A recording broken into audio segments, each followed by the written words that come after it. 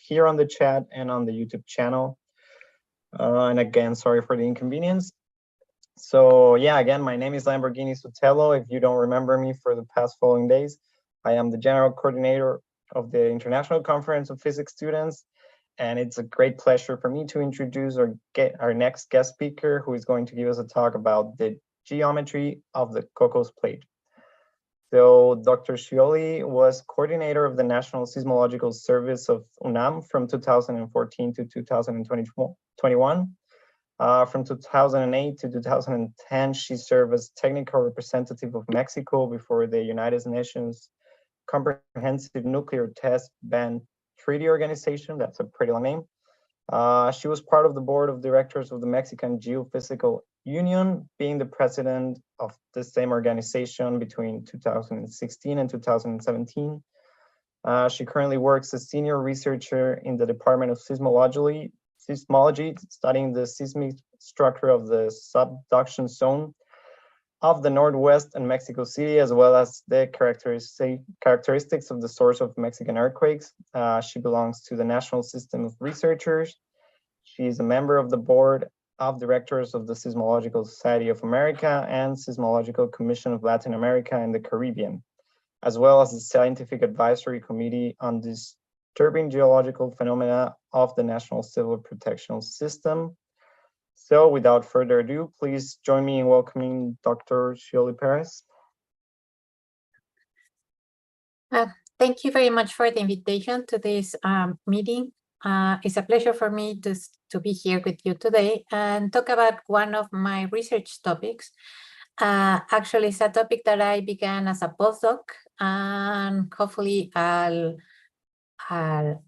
stop this project or end this project in few months. But who knows? There are still so many questions left that probably I just stay on it.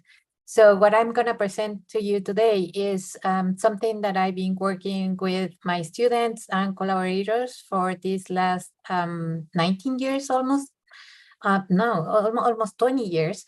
Mainly with Robert Clayton from the California Institute of Technology. He was my postdoc advisor and later on collaborator. And here I am again working with him on a sabbatical. My students have been working on this topic: Diego Melgar, Lisbeth Espejo, Fernando Green, Miguel Rodriguez, Conrado Montealegre, Jorge Castillo, as known as Jorge Castellanos, and Heber Alvarez. You will see many of the results in this talk. Other collaborators are Allen Hosker, Raúl Valenzuela, and Samuel Celis. With them, I've been working on anisotropy, and that's something I'm gonna talk about at the very last part of this talk. So what I'm gonna present you today is the motivation on why to study the geometry of the Cocos Plate, the geometry that we have been observing in the last 20 years. Then I'm going to focus on the transition from Central Cocos to South Cocos. That's been our project in the last 10 years, and then some final comments. So this is Mexico. I gather that you are from different parts of the world. So for reference, this is United States, Mexico, and going south to Central America. And Mexico is a very interesting natural laboratory for earthquakes and tectonics, since we are on the setup of 5 tectonic plates. And most of our country is over North America. Then this peninsula is on the Pacific plate. And then we have 2 plates that are on subduction. This is Rivera and Cocos, and then Caribe, that it's neighbor of North America and Cocos. They have different interactions among them. For example, between Pacific and Rivera and Pacific and Cocos, the plates are in a divergent context. This is one plate is going away from the other, moving away from the other. So new material is coming up in these places of the ocean. Then Caribbean, North America, and Pacific and North America have a transform fault system. This is, they are moving laterally, one with respect to the other. So for example, here in the Gulf of California, the North American plate is going to the southeast, while Pacific is going to the south, to the northwest. And then we have Rivera and Cocos that I mentioned that they are subducting under North America. This is the oceanic plate of Rivera or Cocos. They are going under the continental plate of North America. So along this line with triangles, this is the symbology of the subduction. That means this plate is going underneath this other plate, and then Cocos is going under North America. So what I'm going to focus on today is the interaction, actually not the interaction, but this plate Cocos that is that goes from Jalisco here in Mexico to all the way to Chiapas here in southern Mexico. And since this is going under North America, we're going to focus on how is the geometry of this plate beneath North America. So this interaction between North America and Cocos is giving us the most important earthquakes in Mexico, given by their magnitudes. So all these color areas that you see here are earthquakes that have happened in Mexico from 1900 to our days. And the size of the area corresponds to the magnitude of the earthquake. So some famous earthquakes are this one that happened in Michoacan, that it's the 19th of September 1985, a magnitude 8 earthquake. Then the most recent one was over here in 2020, and there another one. This star corresponds to one that happened in 2021. So you can notice that the largest one is this one, an 8.2, also in the interface of these plates. So this in 1932 was a magnitude 8.2, and it was in the interface between Rivera and North America. The rest are in the interface of the Cocos plate and North America. But then you see these different red stars and this line. They are earthquakes that are not happening in the interaction and the interface of the Cocos plate with North America, but instead they are occurring inside the slab that is inside the Cocos plate at depth. So these color areas, the epicenter, the hypocenter is located around 10 to 20 kilometers depth, while these ones are below 50 kilometers depth. That is the case of the 19th of September 2017, which happened in the Cocos plate, within the Cocos plate at a depth of 57 kilometers. And then this other one that is the largest in-slab earthquake that we have had with magnitude 8.1 that happened on September 7, 2017. And it also occurred at a depth of 50 something kilometers depth. Sorry, I'm not precise, but I'm really bad with numbers. So what is going on? The Cocos plate is subducting. So this is Cocos plate and it's going underneath North America. And you can imagine this block of rocks going underneath, but instead of doing it with a simple geometry, just going down with a nice dip, it has a variable dip and it changes the geometry underneath North America. So how do we know it? One of the first studies that occurred in Mexico was done by Pardo and Suarez in 95, and this is the results they presented. So what they use is earthquakes that occur in Mexico, so these dots. The earthquakes are, they selected the earthquakes that happen inside the slab, and so they map the top of the slab. So these lines correspond to the depth of the top of the slab. So this red line means that the Cocos plate is, the top of the Cocos plate is at 20 kilometers depth, then this purple one is 40 kilometers depth, then this pink one is at 60 kilometers depth. However, you can notice these dashed lines here, and even on this part, there are not that many earthquakes, so they couldn't constrain the geometry properly. And so they have these dashed lines for the geometry, and they couldn't see any further down the Cocos plate because there was no more earthquakes to map the Cocos plate. One feature that is important is the Trans-Mexican Volcanic Belt that corresponds to all the active volcanoes and the historic volcanism in Mexico. So this arc, this volcanic arc, is the result of the interaction, is the result of the Cocos depth and the Cocos plate, sorry. So what happened is that when you have a plate subducting and it reaches a depth of about 100 kilometers to 150 kilometers, there is some melting in the plate and some dehydration that produces material that goes up, and then you have the volcanism. So in general, what you see is that this is the trench. That is the place where the two plates collide or meet each other at the surface. So this in this side of the trench, you have Cocos plate, and on this side, you have the North American plate. And usually the volcanic arc that corresponds to that subducting plate is parallel to the trench. In this case, you can see that the Trans-Mexican Volcanic Belt is oblique to the Middle American trench.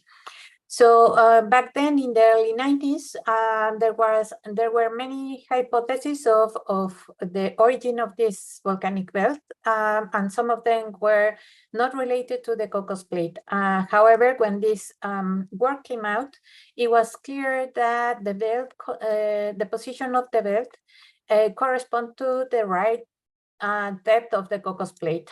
So this volcanic belt is a Neogean volcanic arc.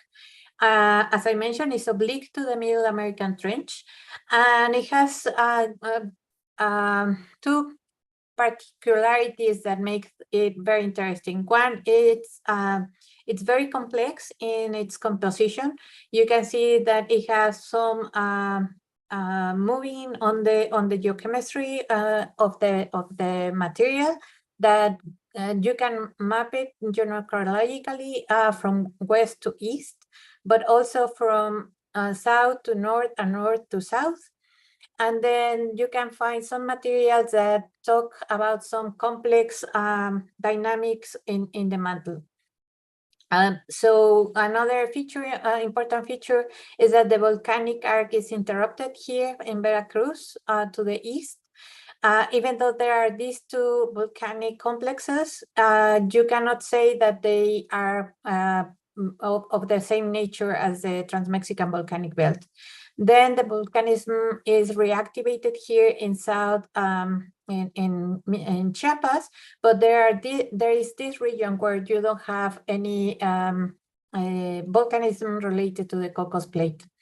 So the previous hypotheses were that this was not related to the plate, that it was a transfer intraplate fault, or that you could have a continental rift, that is that here you will have some material coming up and opening of the continent. However, as I mentioned, the work by Pardo and Suarez stated that this is clearly related to the slab.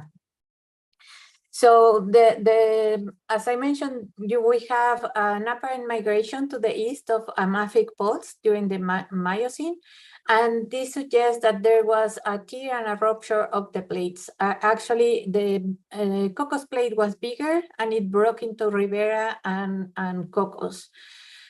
And that break caused some tear, and this tear was migrating to the east, and this allowed some complexity on the material on the volcanism. Then there's also this migration to the south that I mentioned of the arc front, and this talks about this can be explained by the Cocos plate being first with some constant dip and then came up, have a horizontal subduction, and now is rolling back. So so what we do in seismology is to have a picture of how the plate is nowadays, and then from there we can do different things. So we set up a bunch of experiments to delineate the structure to generate dynamic models. So if we can determine with these seismic experiments the structure, the velocity, attenuation, anisotropy, and deformation, then we can infer viscosity, density, flow direction, temperature, melting, dehydration, and also how the geodynamics of the system work. So we can have and the history of the plate on how it evolved from its origin to nowadays. This is a map that shows most of the experiments that have occurred in Mexico. So the first one is this one on the west that is called Mapping the Rivera Subduction Zone, MARS for short. It consisted of almost 50 stations, temporary seismic stations operated by the University of Texas and the Centro de Geociencias in Mexico. It occurred between 2004 and 2007. Then we have this one that it's a line of 100 seismic stations that operated from 2004 to 2007 as well. And it was run by Caltech and the University of California, Los Angeles, and by UNAM. So I was one of the leaders of this project. And I should mention that Mars was focused on the Rivera plate, obviously, and the interaction or the contact and the transition to Cocos plate. May's line was focused on getting the geometry here where the Cocos plate seemed to be horizontal, or sub-horizontal, coming from based on the work by Pardo and Suarez, 1995. Then half of the stations here moved to this line across the isthmus of Tehuantepec, the narrowest section in Mexico. And this experiment was called VIOX or Veracruz, Oaxaca. MEIS means Mesoamerican Subduction Experiment. And the idea of having VIOX here was to map a part of the plate that subducts with a constant slip. Then there was another project called OXNet or Oaxaca Network.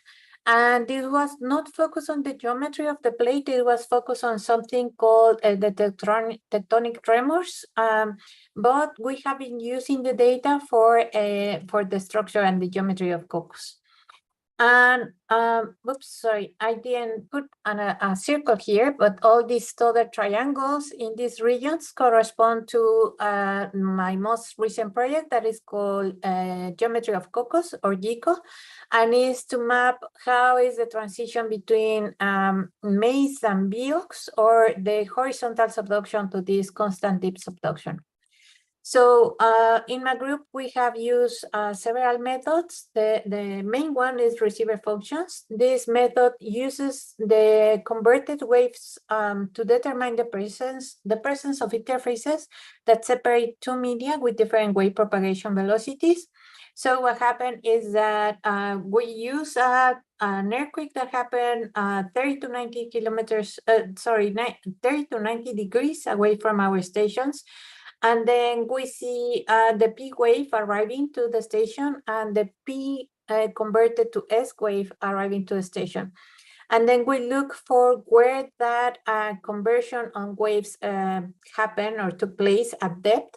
And that could give us the interface of a new layer. Then we have been also using tomography. And for that one, we use the first arrivals, that is the arrival of the P wave.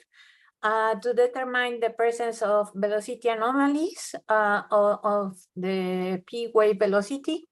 And those anomalies will give us the structure underneath us. And then lately we have been using anisotropy.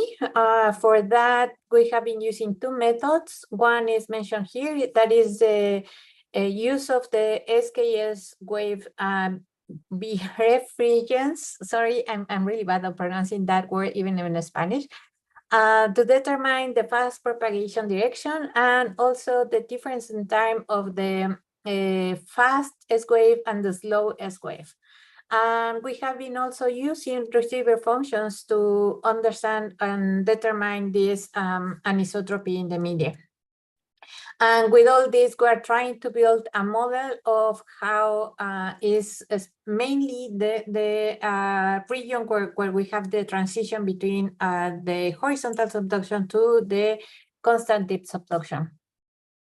So a quick overview of the results of the different projects here in Rivera and Cocos. This is a work by Yang and collaborators in 2009. That is a group of the University of Texas.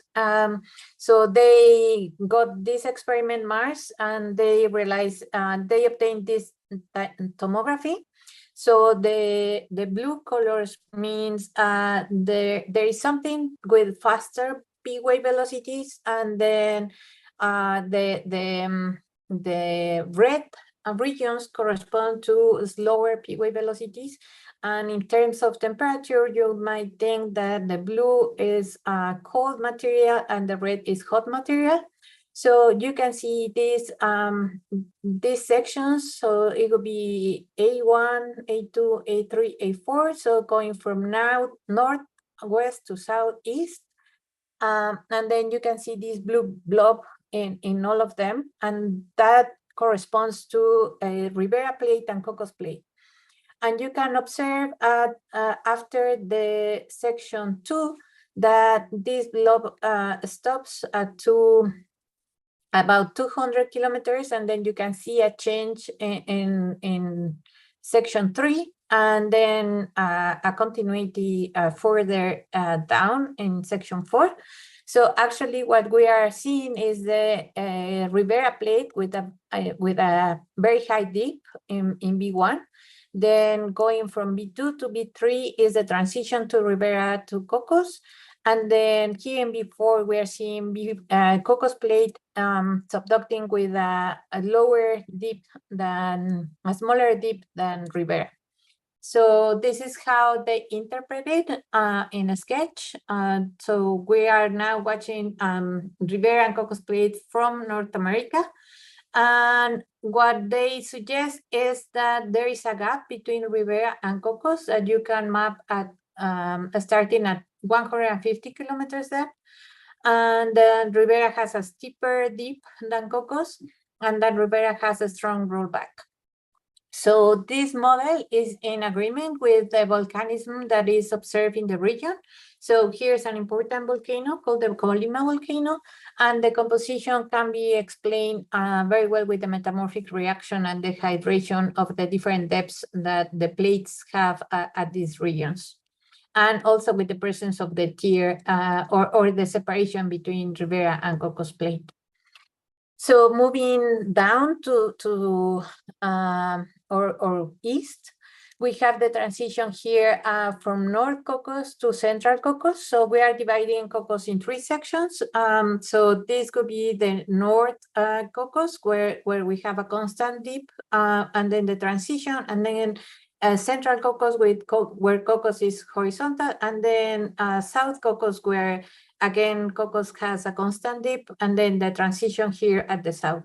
So going from North Cocos to Central Cocos, Doherty and collaborators did some mapping using earthquakes in the region and the stations in Mars. With the seismicity, they could observe the change in dips.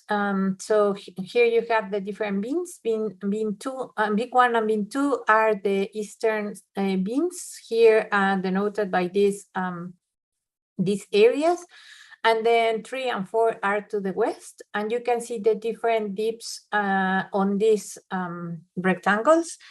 And you can see that between the sections 2 and 3 starts a change on dipping, and the shallowest dip is at beam 2. So this author suggests that there's a tear forming here in this region where you have the projection of the Orozco fault zone. And this is rupturing the plate at depth and allowing the transition from this constant dip to this horizontal subduction. Then moving to the Central Cocos, we have had the maze experiment, as you can see here on your left. And this is the main result of that experiment. So this is what we do with receiver functions. We get images like this, and then wherever you see a red, that means that you are going for a faster medium on the bottom to a faster medium, a slower medium on the top. So here you can see a very nice interface that you can follow up here, but then you can observe these two continuous lines that it's blue and red. So if we interpret them, we can see here the one in orange that corresponds to mojo. That is the discontinuity between the crust and the mantle. And then this pair of lines, the blue one and the red one, will denote where the Cocos crust is. So we can see that the geometry of the Cocos goes with a dip of 14 degrees, then it bends to go up and keeps horizontal for about 200 kilometers, and then up to 200 kilometers from the coast, and then it bends really strong to have a dip of 76 degrees, and it goes it submerges to the mantle. How deep? Well, this is a tomography that we got for the same experiment, and this blue blob corresponds to the Cocos plate, and then you can follow it all the way up to 570 kilometers. So it goes beyond the 410 discontinuity of the mantle transition zone. Then if we go south, here in Veracruz, Oaxaca, the Isthmus of Tehuantepec, this is Viox, and then we got this profile A prime. And again, we apply this technique of receiver functions, and then we can follow this red discontinuity that corresponds to the crust and the mojo interface. And then we have this blue and red couple of lines that correspond to the crust of Cocos underneath this region. And then you can see the very different geometry of the slab here beneath this region. So what we have in focus in the last 10 years is the transition between horizontal Cocos and then this constant dip that I show you here at the Isthmus of Tehuantepec. And that's where we install all the stations in the last 10 years. Unfortunately, since we didn't have that large budget as with MAIS or VIOX, we only use few stations and kept moving them every year so we could map all this region. So before we started that seismic experiment, Doherty and Clayton in 2014 did something similar to what they had done in the Western transition, and they observed again the change on the dips, and they suggested that this change happened at beam 14, which is this one here in the center east of this image. And something interesting happens, not only the change on the dip of the plate given the seismicity, but also you can see a change in the behavior of the seismicity.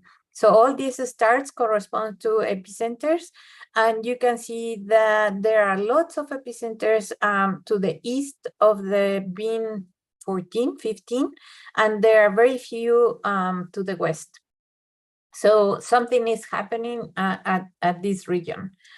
Then there was a work by Fasola and collaborators.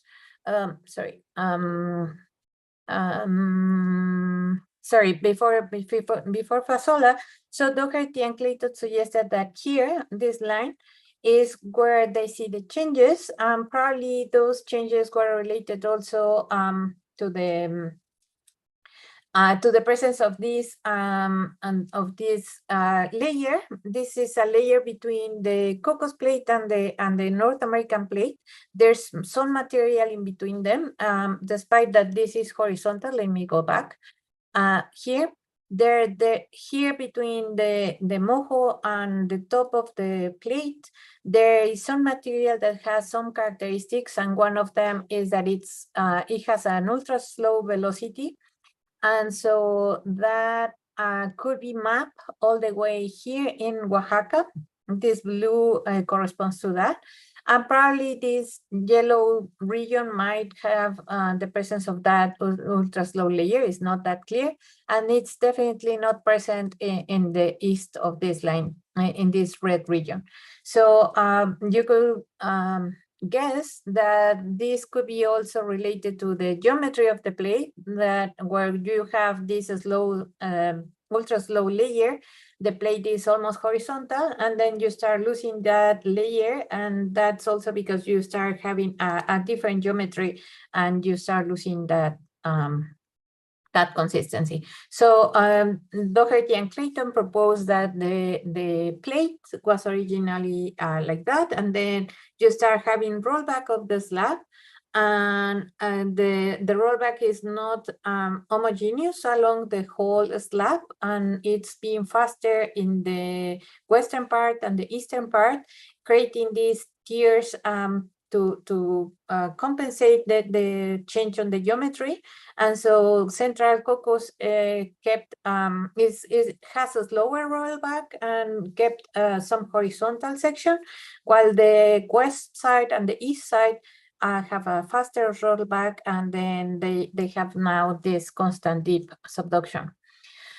Fasola check and collaborators check the presence of slow slip events. Those are events that are called like that because they don't generate seismic waves. They occur during several days, but it's some slip that is happening in the interface between the subducted slab and the upper plate.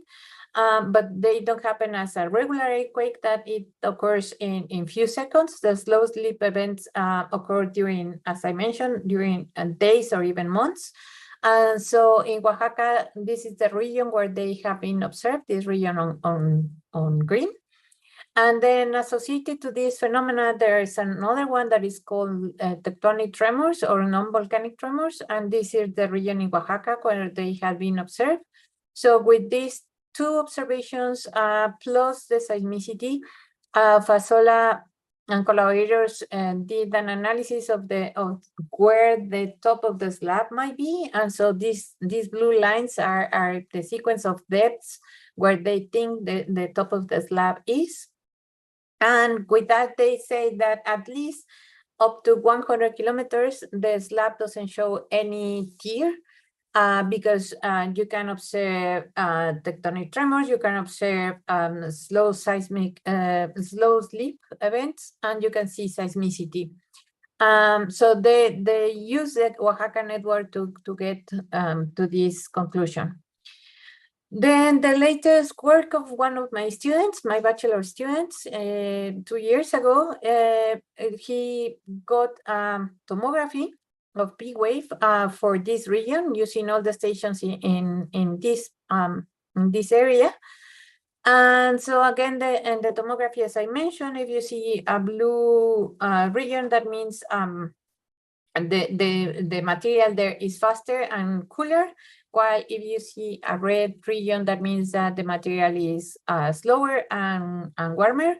And so going from west to east on each of these profiles, you have A, B, C, D, and then to your right below, you have J, that is the eastern profile.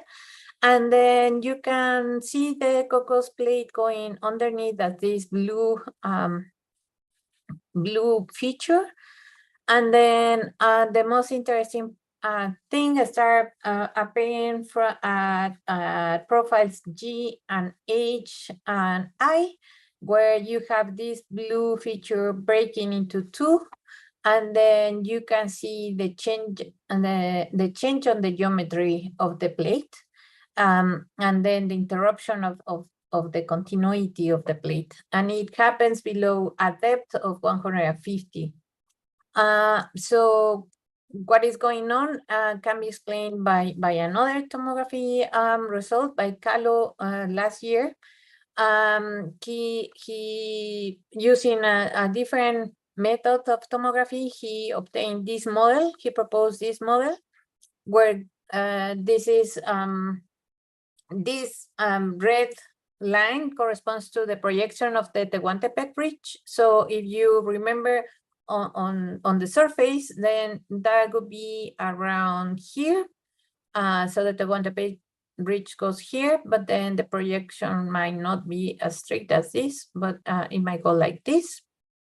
And this is the isthmus of Tehuantepec. So what he suggests is that there is a tier that matches the position of the projection of the Tehuantepec Ridge. And then he suggests there is also a horizontal tier here on the eastern part of the slab. And then where we observe the interruption of the slab from the tomography from Heberg. So here at profiles G, H, and I, then it corresponds to some lateral bending that Calo observed in this region. However, Calo's tomography doesn't go below 150 kilometers. So he observed that the plate is continuous at this region. However, he is not able to resolve if there is a tier or not below this section. So that's where Heber's work complements this result, because we believe that the plate is actually tearing below this depth at this region. So some answers can be obtained with anisotropy. So this is the result of Castellanos and collaborators. So he used all the stations that he could get to get the anisotropy. And you can observe some consistency among the results. But then here is very interesting how you can see a change on the direction of the anisotropy. So we start focusing first on the upper plate of North America. This is a result from my PhD student, Miguel Rodriguez. So he started getting first the anisotropy on the continental cross. So the left images, the left maps corresponds to depths and of the 3 layers that we set the cross to have. So we have a shallowest layer with slow velocities that we think it corresponds to some sedimentary layer. Then we divide the crust in upper crust and lower crust that is divided by the Conrad discontinuity. So the second map on the center corresponds to the depth of this discontinuity. And then the map on the bottom corresponds to the continental crust thickness or mojo depths. So you can see that our continent is thicker here at the center where the Trans-Mexican volcanic belt is, and then is thinner here where you have the continental crust almost in contact with the subducted crust of Cocos. But it turns out that our crust is not homogeneous and isotropic, is actually anisotropic. So this is the result of Miguel on obtaining the anisotropy. So the different segments that you see there give you the direction of the anisotropy, and then the size gives you the amount of anisotropy that is present in the crust. And then these T sections is giving you the dip and the inclination and the orientation of this discontinuity. So it's also telling us that we don't have horizontal layers, but they have some dip and they have anisotropy on there. So what we're doing this is because the anisotropy is usually characterized from the bottom of the mantle all the way to the surface by a technique called SKS splitting, but this technique doesn't allow us to pinpoint where the anisotropy is taking place. So by what we are doing, we are pinning how much anisotropy corresponds to the crust, and then Samuel and Raul are focusing on another technique that it's also getting the upper crust and the mantle wedge anisotropy. So the interesting result is that we can observe these different orientations and that they change in this region. And then this region is giving us this is consistent with some toroidal flux that is going on here from North America here, and then this other one is consistent with the corner flow and the drag flow underneath North America. Underneath North America. So what we are working now on is to subtract the anisotropy that we observe at the crust from Miguel's results.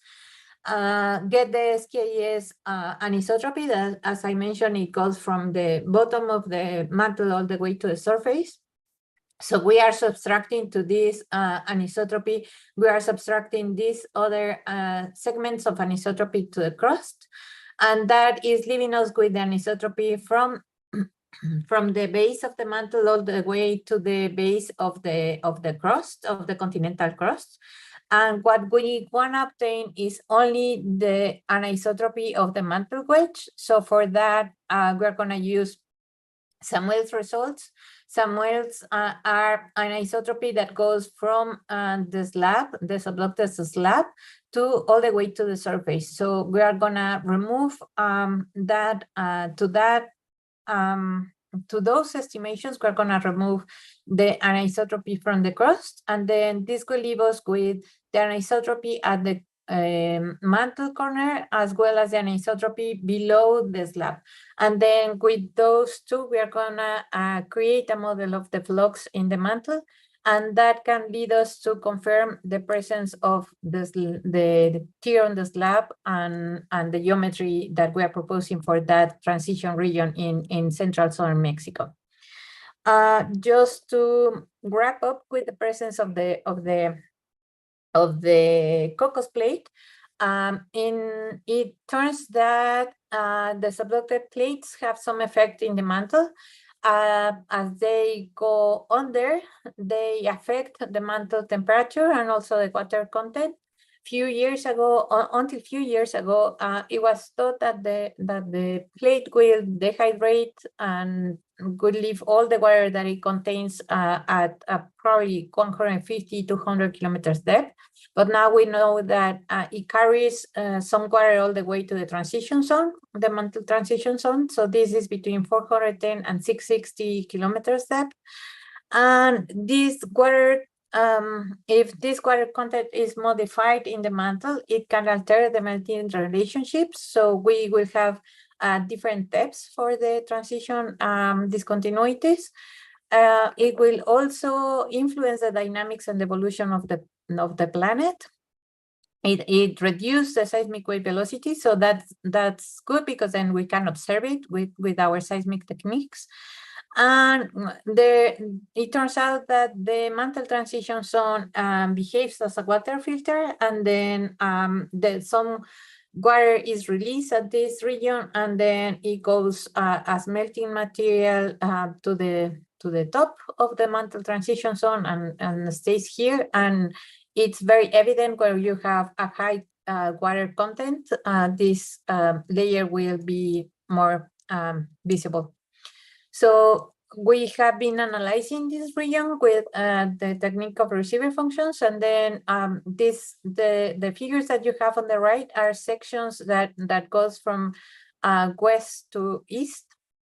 And then the one on the bottom is a transverse section. And they are from 300 to 800 kilometers depth. And then if you see a brown shaded area, that means that that's where the tomography sees the Cocos plate or the Rivera plate here in section 2. So for example, this section that we see a little bit more time is section 9 that corresponds to the maze project and to the maze line. So remember that I mentioned that the slab was observed up to 570 kilometers, so that would be in this area. And it is more evident that the receiver functions, that those are these lines, are altered on top of the slab. They look different. They look more complex, and there are more pairs of red and blue, which means that on this region, the melting conditions are being altered and the discontinuities are being altered. And so by mapping those regions where the receiver functions are more complex, we can map where the mantle has a higher content of water. And we can see that that is more evident here and here, where the Cocos slab has interacted with the mantle transition zone. So this is the mapping of those regions. So on the top, you have the 410 discontinuity, and on the bottom, you have the 660 discontinuity. And then the interpretation of this is that the red regions here on your right are regions where the mantle has been hydrated, and it has a more complex behavior than where the green regions where don't seem to be altered by the water of the plates. And then this dash blue dash regions corresponds to the presence of the plates. So as final comments to wrap up this talk is that the geometry of Cocos plate is very complex. It varies along the Middle American Trench. Central Cocos is characterized by this horizontal subduction, and then it dips with a very steep dip of 76 degrees.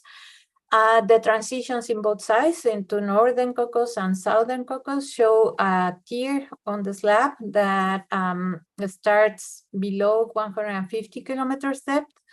And all these results have given us more questions than answers here. So we have the geometry,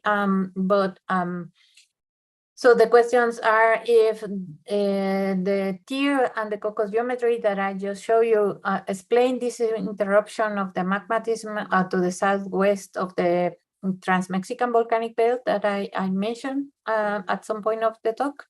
And also I mentioned the occurrence of this magnitude 8.1 inside the Cocos plate in September 2017. So the question is if this geometry and these tiers that occur in that region of Mexico can generate the state of stress that allows these big earthquakes to happen in that segment of our country. So with that, I thank you again for inviting me to this conference, and I'm open to questions.